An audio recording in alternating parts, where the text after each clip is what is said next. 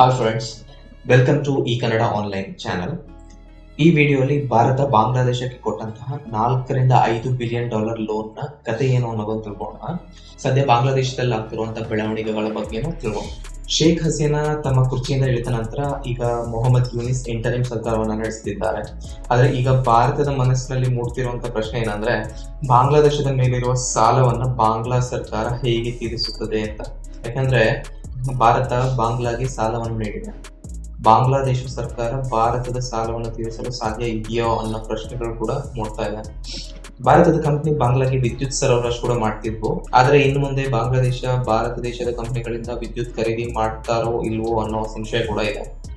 Adani power plant ಇಂದ ಸರಬರಾಜು ಆಗ್ತಿದ್ದ ವಿದ್ಯುತ್ ನ ಕಾಂಟ್ರಾಕ್ಟ್ ಏನಾದ್ರೂ ಕ್ಯಾನ್ಸಲ್ ಆದ್ರೆ ಮುಂದೆ ಭಾರತದಲ್ಲಿ ಅದನ್ನ ಮಾರಲು ಭಾರತ ಸರ್ಕಾರ ಕಂಪನಿಗಳಿಗೆ ಸೂಚಿಸಿದೆ.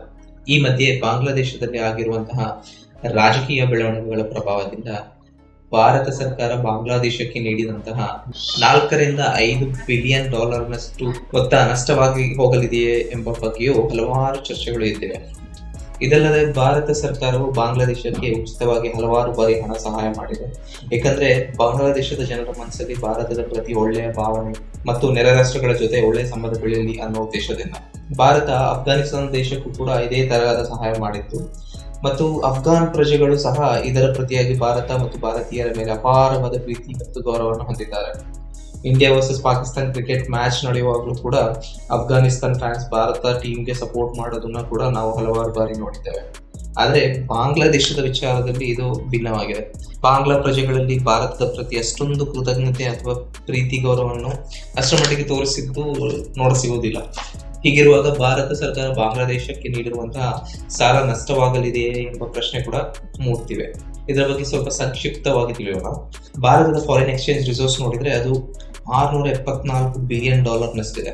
ಇದು ತುಂಬಾ ಒಳ್ಳೆಯ ಸಂಖ್ಯೆ ಮತ್ತು ಭಾರತ ಒಳ್ಳೆಯ ಸ್ಥಿತಿಯಲ್ಲಿದೆ ಅನ್ನೋದನ್ನ ತೋರಿಸ್ತದೆ. ಭಾರತ ಮುಂದೆ ಯಾವುದೇ ಸಾಲ ಪಾವತಿ ಮಾಡಬೇಕಾದಲ್ಲಿ ಯಾವುದೇ ಸಮಸ್ಯೆ ಇಲ್ಲದೆ ಮಾಡಬಹುದು. ಭಾರತದ ಈ ಫಾರಿನ್ ಎಕ್ಸ್ಚೇಂಜ್ ರಿಸರ್ವ್ ನ ಸಂಖ್ಯೆಯನ್ನು ನೋಡಿ ವಿದೇಶಿ ಹೂಡಿಕೆದಾರರು ಕೂಡ ಭಾರತದಲ್ಲಿ ಹೂಡಿಕೆ ಮಾಡಲು ಇಷ್ಟಪಡುತ್ತಾರೆ. ಆದ್ರೆ ಬಾಂಗ್ಲಾದೇಶದ ಫಾರಿನ್ ಎಕ್ಸ್ಚೇಂಜ್ ರಿಸರ್ವ್ಸ್ ಬರೀ $25 ರಿಂದ $27 ಬಿಲಿಯನ್ ನಷ್ಟಿದೆ. ಇನ್ನು ವಿದೇಶದಿಂದ ಸಾಲ ಪಡೆದು ಹಿಂತಿರುಗಿಸಬೇಕಾದ ಹಣವನ್ನು ನೋಡಿದ್ರೆ ಇದು ಬರೋಬ್ಬರಿ $100 ಬಿಲಿಯನ್ ನಷ್ಟಿದೆ. ಇದು ಬಾಂಗ್ಲಾದೇಶದ ಒಂದು ದಿನಪತ್ರಿಕೆಯಲ್ಲಿ ಮಾರ್ಚ್ 2024 ಪ್ರಕಟವಾಗಿತ್ತು.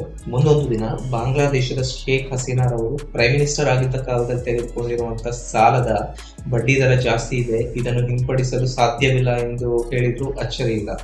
ಇಲ್ಲಿ ನಾವು ತಿಳ್ಕೊಬೇಕಾಗಿರೋ ವಿಷಯ ಏನಂದ್ರೆ, ಸೌತ್ ಏಷ್ಯಾದಲ್ಲಿ ಅತಿ ಹೆಚ್ಚು ಸಾಲ ಮರುಪಾವತಿ ಮಾಡದೇ ಇರುವ ದೇಶಗಳಲ್ಲಿ ಬಾಂಗ್ಲಾ 2ನೇ ಸ್ಥಾನದಲ್ಲಿದೆ.